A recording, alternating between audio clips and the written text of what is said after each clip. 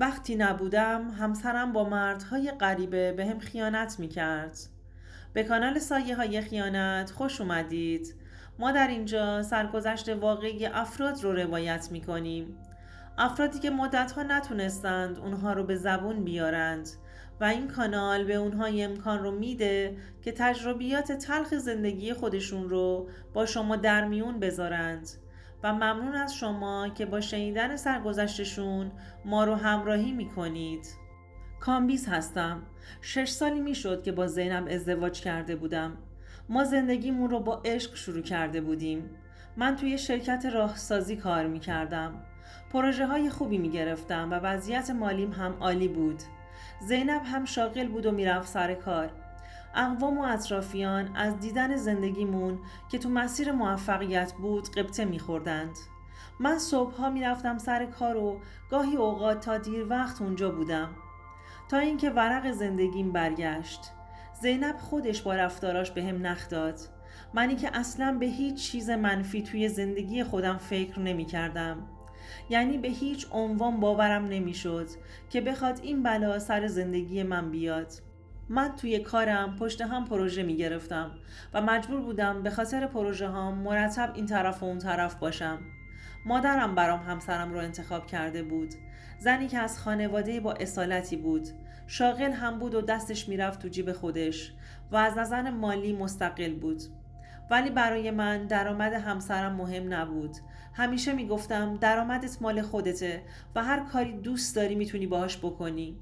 چون درآمد خودم برای زندگی خوب و ایدئال کافی بود. اوایل تو زندگیمون همه چی عالی بود. چند سال به همین شکل سپری شد. من برای رفاه بیشتر خودم و همسرم خیلی تلاش می کردم و زینب هم پا به پای من کار می کرد. اما یه چند وقتی بود که حس می کردم همه چیز فرق کرده. به هر چیزی که فکر کنید مشکوک شده بودم. همیشه گوشیش تو دستش بود. عشقش نسبت به من کم شده بود. منم یه چند هفته‌ای بود که به خاطر شرایط کار خودم مجبور بودم به شهرهای اطراف زیاد رفت و آمد کنم. گاهی اوقات هم می شد که برگشتم به خونه برام سخت می شد و مجبور بودم همونجا بمونم. از خستگی توان رانندگی نداشتم. زینب هم تو این شرایط یا میرفت خونه مادرش یا گاهی اوقات هم تنها میموند توی خونه. روزای اول ازدواجمون که اصلا دوست نداشت تنها بمونه، اما حالا میگفت مشکلی نیست، خونه خودم میمونم. دلم نمیخواد جایی برم. خونه خودم راحت ترم. کسی که از تنهایی وحشت داشت اما حالا اصرار داشت به تنهایی موندن. زینبی که همیشه دوست داشت کنار من بیشتر لحظاتش رو سپری کنه، بخوابه و بلند شه، اما همش میگفت من خوابم میاد، میخوام برم بخوابم. بعدش میرفت که مثلا بخوابه، اما همش سرش تو گوشیش بود. زینبی که از عشقش به من ذره‌ای کم نمیشد، اما حالا براش مهم نبود که کجا هستم و چیکار میکنم. یه مدت بود که نسبت به من رفتاراش سرد شده بود. دیگه به زور کنار من میخوابید و میگفت صدای خروپفات اذیتم میکنه و نمیذاره که بخوابم. بعد صبح از خواب به سختی بلند میشم و سر کارم خوابالودم. به همین دلیل جای خوابش رو ازم جدا کرده بود. روزای اول به این رفتاراش میخندیدم و میگفتم تو که میگفتی خروپفات برام مثل لالایی میمونه، حالا چی شد که اذیت میشی؟ اما انقدر به این کاراش و رفتاراش ادامه داد که براش عادی شده بود. دیگه خیلی چیزا تو زندگیمون تغییر کرده بود. گهگاهی دعوا هم میگرفتیم. یه مدت خوب شده بود ولی دوباره شروع کرد به رفتارهای گذشتش ادامه دادن. منم به خاطر اینکه کارم و پروژه هم زیادتر شده بود بیشتر از خونه دور بودم و حالا این زینب بود که با زنگ‌های پی در پیش اعصاب منو به هم میریخت. اونقدر زنگ میزد و میگفت که کجا هستی؟ کی میایی خونه؟ چه وقت از راه میرسی تا میز شام رو بچینم؟ من ساده فکر میکردم به خاطر خودم زنگ زده. بهش میگفتم به به زینب خانوم، چه عجب یاد ما افتادی و حالمون رو میپرسی. اما کم کم متوجه شدم که این احوال پرسی نیست، یه جور آمار گرفتن از منه. اینکه در حال حاضر کجا هستم و کی برمیگردم خونه. دوستان عزیزم، اگر تا اینجای داستان خوشتون اومد لطفاً این ویدیو رو لایکش کنید. انگار یه سوال مبهمی برام پشت این زنگ زدنهاش به وجود اومده بود. مثل این میمونست که میخواد تو نبود من یه کاری رو انجام بده که ساعت رسیدن منو میخواست به خونه بدونه. همه این سوالها توی ذهنم به وجود اومده بود و مثل خوره داشت منو از درون میخورد. بعدم به خودم اومدم و گفتم آخه به چه چیزایی فکر میکنی؟ دوباره خودم رو آروم میکردم. یه مدت گفتم اگر زنگ زد و به این شکل ازم سوال پرسید دیگه بهش آمار رفت و آمدم رو نمیدم. حتی گاهی اوقات براش صدامو بلند میکردم که چرا پشت هم زنگ میزنی؟ من سر کار هستم و حواسمو پرت میکنی. اونم در جوابم میگفت وا چرا صداتو بلند میکنی؟ خب دلتنگ صدات میشم. اگه دوست نداری که حالتو بپرسم و صداتو بشنوم منم دیگه بهت زنگ نمیزنم. دلم میخواد وقتی میرسی غذات گرم و آماده باشه. با این حرفاش دوباره آروم میشدم تا اینکه یه روز همسایه ها دیگه آسی شده بودند و بهم گفتند که تو واحدتون رفت آمد زیاد هستش. وقتی شما نیستی یه سری آدم رفت آمد میکنن و دقیقا بهم نگفته بودن. حرفاشون سربسته بود. انگار میخواستن گوشی رو دستم بدن و منو از اتفاقاتی که میفته یه جورایی آگاه کنن. دیگه به هم ریخته بودم. حال دلم خراب بود. انگار آشوب افتاده بود تو قلب و مغزم. دیگه متوجه شده بودم یه چیزی هست که همسایه هام به حرف اومدن. اما هیچ مدرکی نداشتم. ولی میدونستم زینب داره یه کارایی میکنه. اصلا 1% فکرم به خیانت نمیکشید. همش فکر میکردم که دوستاش رو میریزه تو خونه و سر و صداش زیاد شده که صدای مردم رو در آورده و دلش نمیخواسته از دور همیهاش من متوجه بشم. من صبح تا شب کار میکردم که زینب خانوم تو رفاه بیشتری باشه. زنگ زدنهاش واقعا زیاد شده بود. دیگه به خودم اومدم و گفتم یه مقدار زینب رو زیر نظر بگیرم. با ماشین تعقیبش میکردم. گوشیش رو بدون اینکه متوجه بشه چک میکردم. به سر کارش سر میزدم تا مطمئن بشم رفته سر کار یا نه. همه جوره امتحانش میکردم اما چیزی ازش پیدا نمیکردم. ولی همچنان رفتاراش مشکوک بود. میدونستم که یه چیزی هست و من باید اون یه چیز رو پیدا میکردم. میرفتم توی کوچه تو ماشین قایم میشدم و یه گوشه وای میستادم و از دور نگاش میکردم اما بازم چیزی تو دستم نبود. از نظر روحی به هم ریخته بودم. هر بار که می اومدم باهاش حرف بزنم که چرا اینجوری شدی بحثمون بالا می گرفت. سری آخر تو حرفا و سوالاش انقدر کاراش مشکوک بود که از من سوال کرد نمیخوای بری خارج از شهر؟ چه روزی میری؟ چه روزی برمیگردی؟ چند روز کارت طول میکشه؟ شبها سختته، همونجا بمون، با اون خستگیت بر نگرد. همین حرفهاش منو مطمئن کرد. صبح اون روز که رفت سر کار رفتم یکی از دوستام رو که تو کار نصب دوربین بود آوردمش که خونه رو برام دوربین کار بذاره. اولش فکر میکردم که کل خونه رو دوربین بذارم ولی بعدش فقط فکرم به اتاق خوابم رفت و اونجا رو دوربین کار گذاشتم تا وقتی که زینب از سر کار برگرده ما انجامش دادیم و از خونه اومدیم بیرون. فقط آرزو میکردم که چیزی که فکرش رو میکردم نباشه.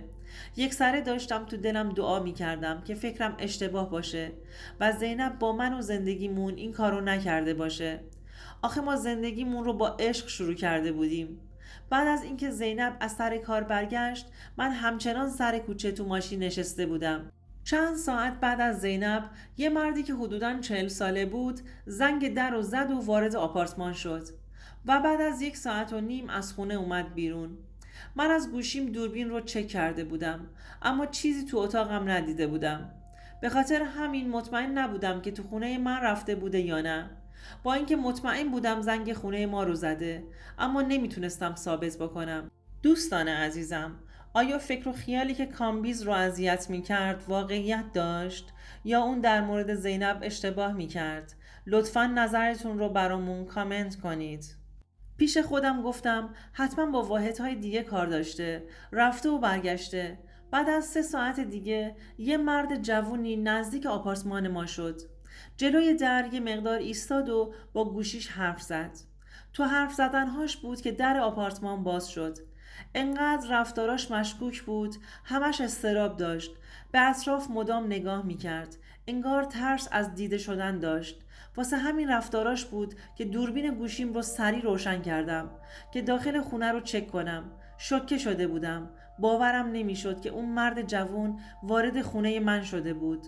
وارد آپارتمان من، روی تخت من، کنار زینب، زنی که سالها کنارش داشتم زندگی میکردم و کنارش به آرامش میرسیدم. اما چرا زینب این کارو با من کرده بود؟ منی که به خاطر اون تمام سختی های کار و دوری از خونه رو به جون خریده بودم تا کمبودی نداشته باشه، هرچی دلش بخواد براش فراهم باشه. چطور داشت به من خیانت میکرد؟ چطور دلش اومده بود کسی رو جای من بذاره؟ دست هام داشت میلرزید. وقتی تو دوربین داشتم بهشون و کاراشون نگاه میکردم قلبم داشت از جاش در میومد. نمیدونی تو چه حالی بودم. سخت‌ترین لحظه عمرم رو داشتم تجربه میکردم. زنی که خیلی دوستش داشتم داشت از پشت به من خنجر میزد. از کی داشت این کارو میکرد نمیدونستم. دلم میخواست برم بالا و نابودشون کنم، اما سعی میکردم به خودم مسلط باشم. به ذهنم رسید که به پلیس زنگ بزنم و همراه اونا وارد خونه خودم بشم. بعد از یه رو پلیس رسید و همراه من وارد آپارتمان شدن و در واحد رو باز کردم و هر دوتاشون رو با هم دستگیر کردن. سمت زینب حمله ور شدم و چند تا خوابوندم توی گوشش، ولی مدام به هم میگفت که اشتباه کردم و منو ببخش. چطور میتونستم ببخشمش؟ قلبم تیکه تیکه شده بود. غیرتم لگد مال شده بود. بهش گفتم از کی داری این کارو با من میکنی؟ چرا این کارو کردی؟ میگفت همین یه بار بوده. اشتباه کردم، غلط کردم. بگو پلیس ها برن، اینجوری آبروم میره. اما دیگه گوشم نمیشنید. بهش گفتم ببین چقدر این کارا رو کردی که همسایه ها صداشون در اومد و به من خبر دادند. تو فکر غیرت و آبروی منو نکردی، بعد انتظار داری من به فکر تو باشم. من تو رو زیر نظر داشتم و تو خونه دوربین کار گذاشتم تا بتونم خیانتت رو ثابت کنم. تمام تنم میلرزید و لبام خشک و کبود شده بود. آشفته بودم. وقتی بردنشون پسر همش میگفت مگه این شوهر داشت؟ من نمیدونستم، فکر میکردم که مجرده. گفته بود که تنها زندگی میکنه. منو گول زده. من اصلا فکر نمیکردم متأهل باشه، وگرنه باهاش نمیموندم. انقدر قشنگ و راحت با من حرف میزد که باورم شده بود که مجرده. منو ولم کنید، من نمیدونستم که متأهله. بیچاره ازم مدام عذرخواهی میکرد و میگفت که زینب گولش زده و اخفالش کرده. وقتی که تو دادگاه قاضی دلیل خیانت زینب رو به من ازش پرسید، فقط جواب داد من تو زندگیم از نظر مالی مشکلی نداشتم، اما شوهرم منو به خاطر کارش زیاد تنها میذاشت و این شهر و اون شهر میرفت. حتی بیشتر شبها خونه نبود. منم به خاطر تنهاییم این کارو میکردم، در صورتی که تمام حرفاش دروغ بود. اون خودش بود که دیگه منو نمیدید و کنارم نمیخوابید، ولی الان چون تو اون موقعیت قرار گرفته بود همه چی رو به گردن من انداخته بود. دیگه ازش متنفر بودم و هر حکمی که قاضی براش میبرید دیگه برام مهم نبود. فقط میخواستم از زندگیم سریعتر بره بیرون تا بتونم آبروی از دست رفتم و دوباره جلوی مردم جبران کنم. دوستان عزیزم، اگر شما هم به این نوع سبک از محتواها علاقه‌مند هستید، این ویدیو برای تو هستش. لطفاً برای دیدن ویدیوهای بیشتر ما رو سابسکرایب کنید و ممنون که تا انتهای این ویدیو با ما همراه بودید.